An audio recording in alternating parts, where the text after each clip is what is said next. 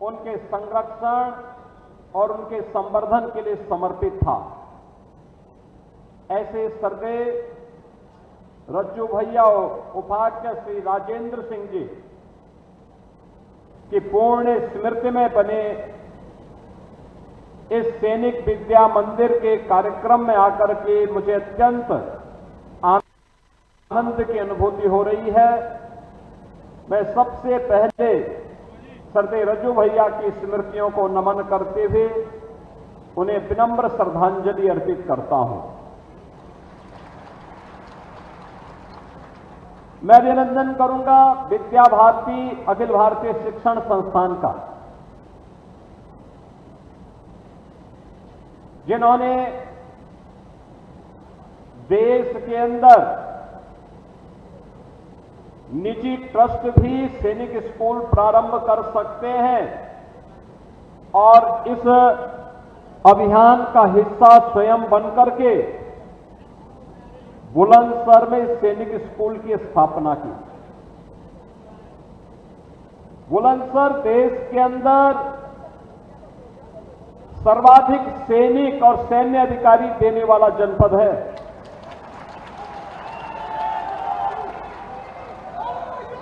वहां पर सैनिक स्कूल की स्थापना हो, यह अत्यंत महत्वपूर्ण है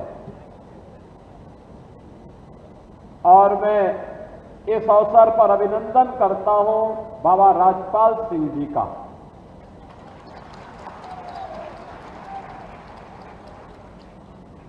जिन्होंने अपनी 32 बीघा लैंड इस सैनिक स्कूल को दिया है।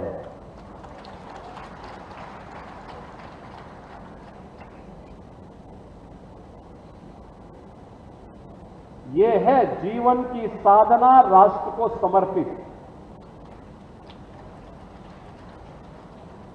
बाबा राजपाल सिंह जी ने सरदेव रज्जू भैया की स्मृति को जीवंत बनाए रखने के लिए उन्हीं के पैतृक जनपद में इस सैनिक स्कूल के लिए जितनी भूमि लगी है, इसको बाबा राजपाल सिंह जी ने दिया है। मैं उनका भी इस अवसर पर हृदय से अभिनंदन करता हूं। उनके परिवार के सभी सदस्यों के प्रति अपनी शुभकामनाएं भी व्यक्त करता हूं। आज जब हम लोग इस सैनिक स्कूल में आए हैं, आप देखते होंगे प्रधानमंत्री मोदी जी ने देश की आजादी के अमृत महोत्सव वर्ष में देशवासियों के सामने एक संकल्प लिया। पूरे देशवासियों को उन्होंने एक संकल्प कराया था और संकल्प में प्रधानमंत्री मोदी जी ने कहा कि देश इस समय अपनी आजादी के 75 वर्ष यानी अमृत महोत्सव वर्ष मना रहा है,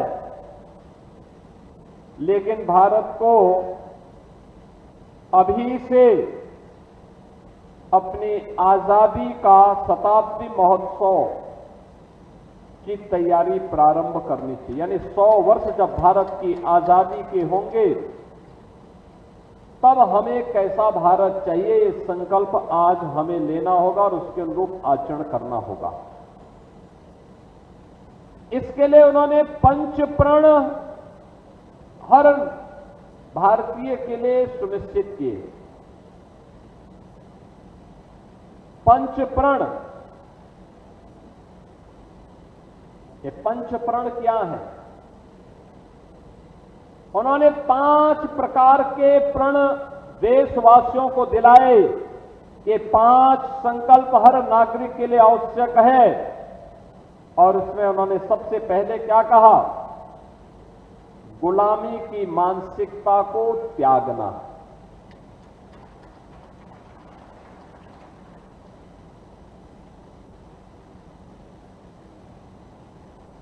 यानी गुलामी की मानसिकता जब तक हमारे मन में बनी रहेगी, तब तक दुनिया के अंदर कोई भी देश, कोई भी समाज आगे नहीं बढ़ सकता।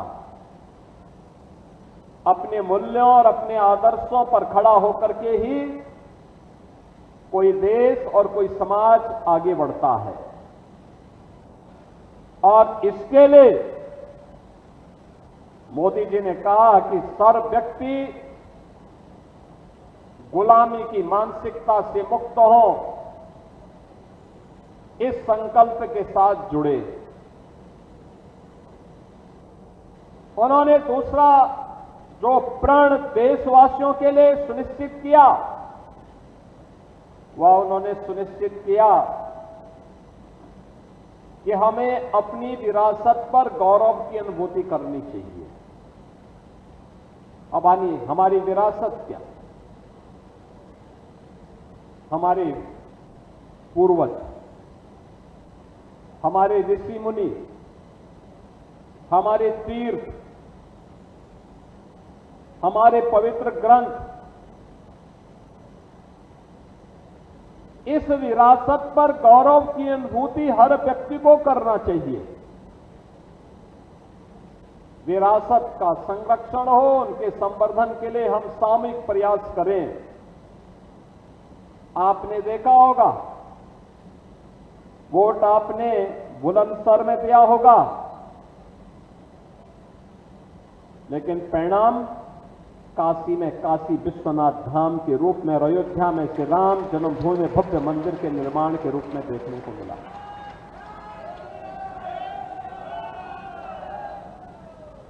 कौन ऐसा भारतीय हो जिसे इन सब कार्यों में गौरव की अनुभूति न हुई हो? तो विरासत का संरक्षण करना।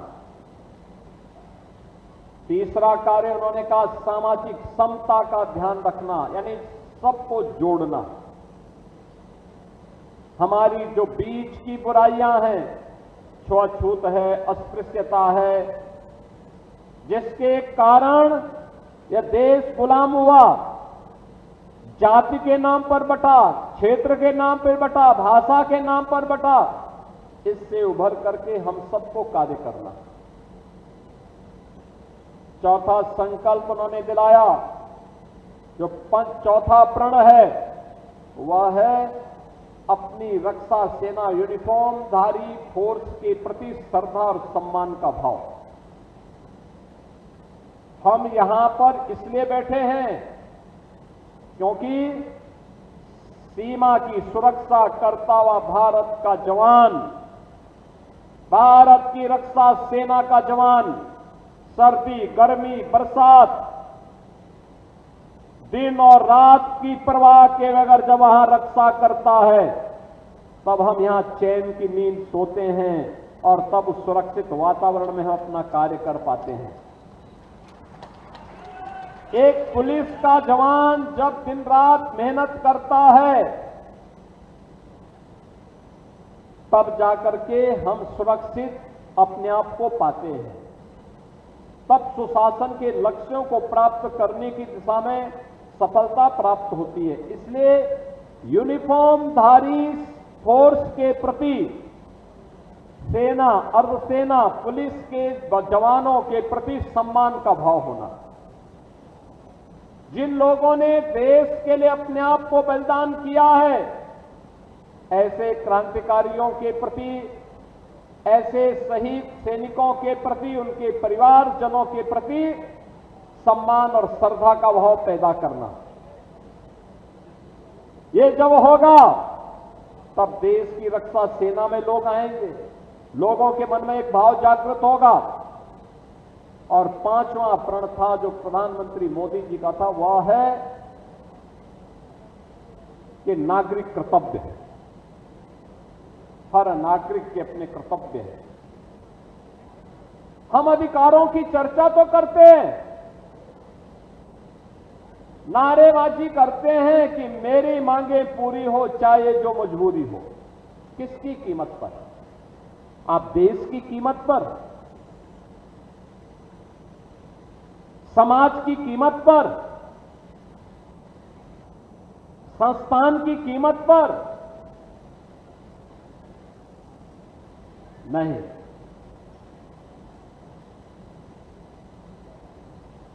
नागरिक कर्तव्य वह होता है जहां पर एक छात्र अनुशासित रहते हुए अपनी शिक्षा अर्जित कर रहा है।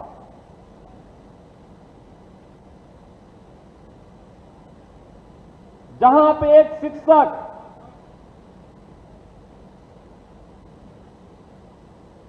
नियमित रूप से अपने छात्र को अनुशासित और संस्कारित रहते हुए उसके पाठ्यक्रम को ससमय पूरा करता है, तो मान करके चलिए कि वह राष्ट्र के प्रति अपने उत्तरदायित्वों का निर्वहन कर रहा है। यही सच्ची राष्ट्रभक्ति एक शिक्षक के लिए है, केवल नारेबाजी करना नहीं।